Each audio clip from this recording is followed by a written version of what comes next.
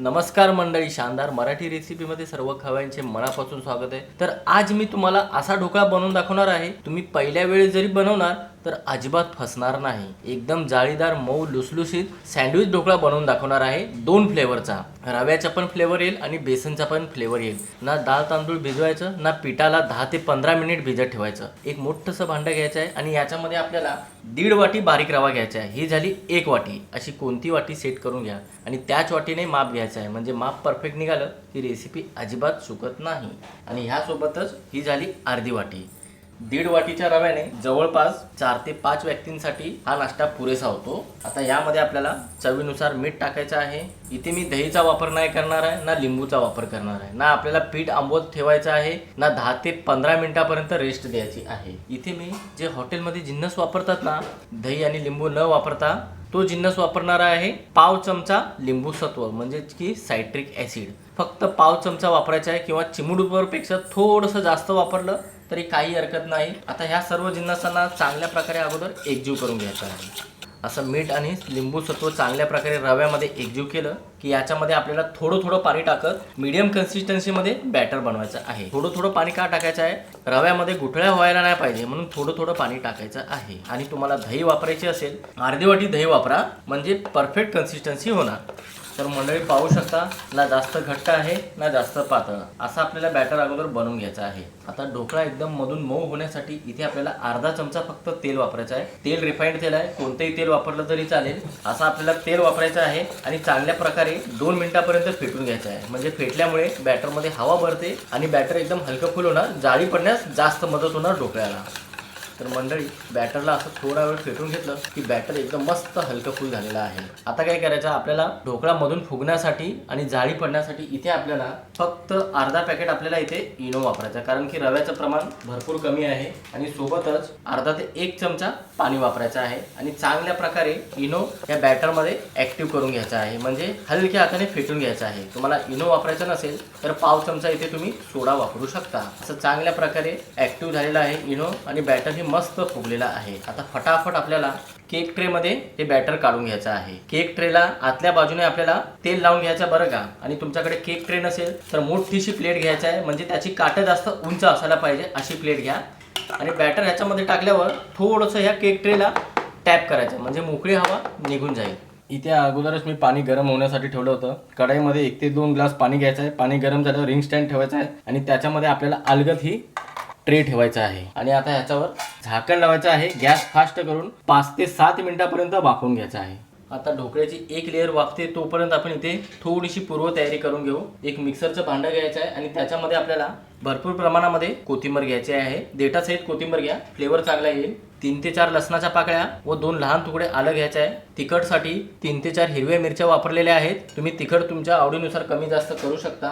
चटणीच्या बाइंडिंगसाठी आणि चव चांगली येण्यासाठी इथे मी 2 ते 3 चमचे बारीक शेव वापरत आहे। तुम्ही भाजलेले शेंगदाणे किंवा फुटाणे वापरला तरी चालेल। चटणीची चव आंबूस राहण्यासाठी 1 चमचा मी इथे दही वापरत आहे। दही जागी तुम्ही लिंबू वापरू शकता, अर्धा लिंबाचा रस वापरा। चवीनुसार मीठ टाकल्यावर अगोदर ह्या सर्व जिन्नसांना बारीक वाटून घ्यायचं आहे, मगच आपल्याला ह्याच्यामध्ये थोडंसं पाणी वाटून घट्टसर चटणी वाटून घ्यायची आहे। तर मंडळी पाहू शकता, अशी आपल्याला घट्टसर चटणी वाटून घ्यायची आहे, म्हणून ह्याच्यामध्ये कमी पाणी वापरून चांगली एकदम बारीक वाटून घ्या। आता याला थोडा वेळ आपण बाजूला ठेवू।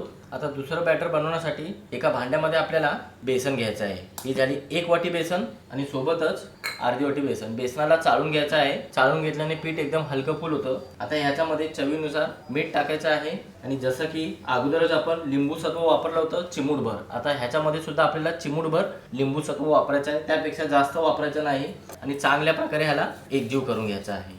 असं चांगल्या प्रकारे मीठ आणि सायट्रिक ॲसिड बेसनमध्ये एकजीव झालं की ह्याच्यामध्ये आपल्याला थोडं थोडं पाणी वापरायचं आहे आणि मध्यम कन्सिस्टन्सीमध्येच बॅटर बनवायचं आहे। गुठळ्या होऊ द्यायच्या नाही, म्हणून याच्यामध्ये सुद्धा आपल्याला थोडं थोडं पाणी वापरायचं आहे। तर मंडळी थोडं थोडं पाणी वापरून आपल्याला असं मध्यम कन्सिस्टन्सीमध्ये बॅटर तयार करून घ्यायचं आहे। अजिबात ह्याच्यामध्ये गुठळ्या पडलेल्या नाहीत, एकदम गुळगुळीत हे बॅटर तयार झालेलं आहे। आता ह्याच्यामध्ये रंग चांगले येण्यासाठी चिमूटभर आपल्याला हळद वापरायची आहे आणि ढोकळामधून मऊ होण्यासाठी इथे सुद्धा आपल्याला अर्धा चमचा फक्त तेल वापरायचं आहे आणि पुन्हा चांगल्या प्रकारे ह्याला 1 मिनिटापर्यंत फेटून घ्यायचं आहे, म्हणजे तेल आणि हळद चांगल्या प्रकारे एकजीव होणार। जसं की मी तुम्हाला अगोदरच सांगितलेलं आहे, तुम्हाला सायट्रिक ॲसिड भेटत नसेल किंवा तुमच्याकडे अवेलेबल नसेल तर तुम्ही दही वापरू शकता। मग त्याच्यामधून तुम्हाला अर्धी वाटी बेसन आणि अर्धी वाटी रवा कमी करावा लागेल।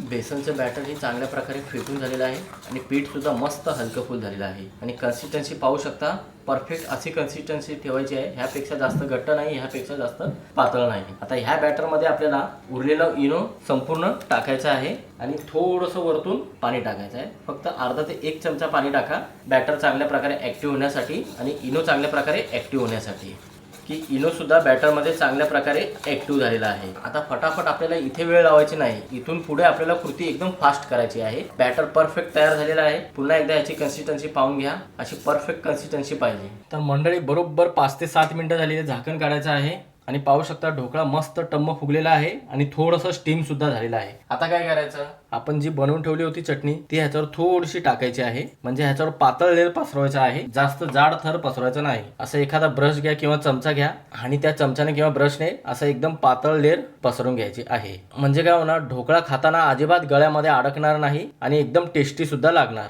कारण की आपण ढोकळ्यामध्ये कोणताही मसाला वापरला नाही, आलं लसणाची पेस्ट वापरली नाही किंवा मिरची वापरलेली नाही, म्हणून असं ढोकळ्याच्या मध्ये आपल्याला अशी हिरवी चटणी पसरून घ्यायची आहे, म्हणजे चव एकदम चांगली येईल। असं हिरवी चटणी पसरून झाली की आता आपल्याला बेसनचं बॅटर ह्या ढोकळ्यावर पसरून घ्यायचं आहे। बेसन बॅटर ह्या ट्रे मध्ये काढून घेतलं, झाकण लावायचं आहे, गॅस फास्ट करायचा आहे आणि पुन्हा आपल्याला 7 ते 8 मिनिटापर्यंत, जास्तीत जास्त 10 मिनिटापर्यंत वाफवून घ्यायचं आहे। तर मंडळी जोपर्यंत ढोकळा वाफतोय आपला तोपर्यंत आपण फोडणी तयार करून घेऊ। पॅन मध्ये 2 चमचे तेल घ्यायचं आहे आणि तेल गरम झालं यामध्ये आपल्याला अर्धा चमचा जिरे टाकायचे आहे, सोबतच अर्धा चमचा मोहरी टाकायची आहे। मोहरी आणि जिरा चांगल्या प्रकारे चटकायला लागले की इथे आपल्याला थोडेसे कढीपत्ता टाकायचे आहे, 2 ते 3 हिरव्या मिरच्या अशा उभ्या कापून घ्यायच्या आहेत आणि मधून कट लावायचा आहे।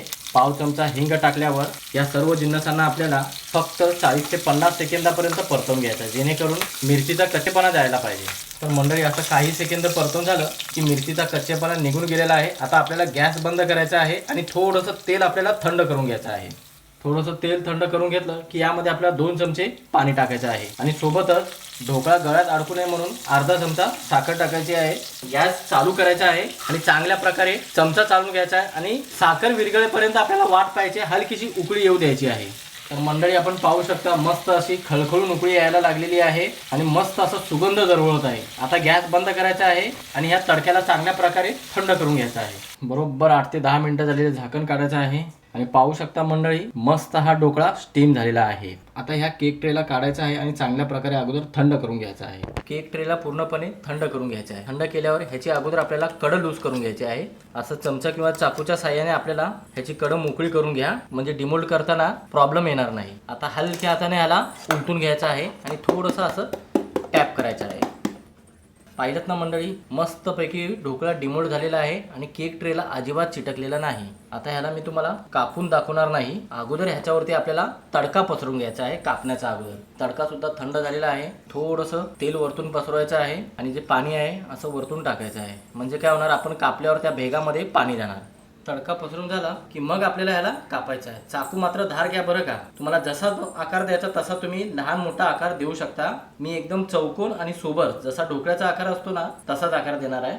मस्तपैकी ह्याला कापून घेतलेलं आहे आणि एकदम चांगलं कापलं गेलं आहे, कारण की चाकू एकदम धार आहे। आता ह्याला एका प्लेटमध्ये काढून घेऊ। असं ढोकळ्याला मस्त प्लेटिंग करून घ्यायचे आहे। दिसायला जितका सुंदर दिसतो तितकाच खाण्यासाठी एकदम भन्नाट झालं बरं का। तुम्हाला याची जाळी दाखवतो, पाहू शकता मंडळी, याची मस्त अशी जाळी पडलेली आहे आणि मस्त असा एकदम स्पॉन्जी झालेला आहे। तोडल्यानंतर ही चांगल्या प्रकारे वाफला गेला आहे आणि मधून सुद्धा परफेक्ट असा जाळीदार ढोकळा तयार झालेला आहे। हा ढोकळा मी गॅरंटी घेऊ शकतो 100% तुम्ही पहिल्या वेळेस बनवणार तर अजिबात फसणार नाही आणि परफेक्ट असा फुगणार। तर मंडळी आजची रेसिपी कशी वाटली नक्की कळवा तुमची प्रतिक्रिया कमेंट बॉक्समध्ये। चला तर मंडळी अशाच नवीन रेसिपीसह पुन्हा एकदा भेटूया। धन्यवाद।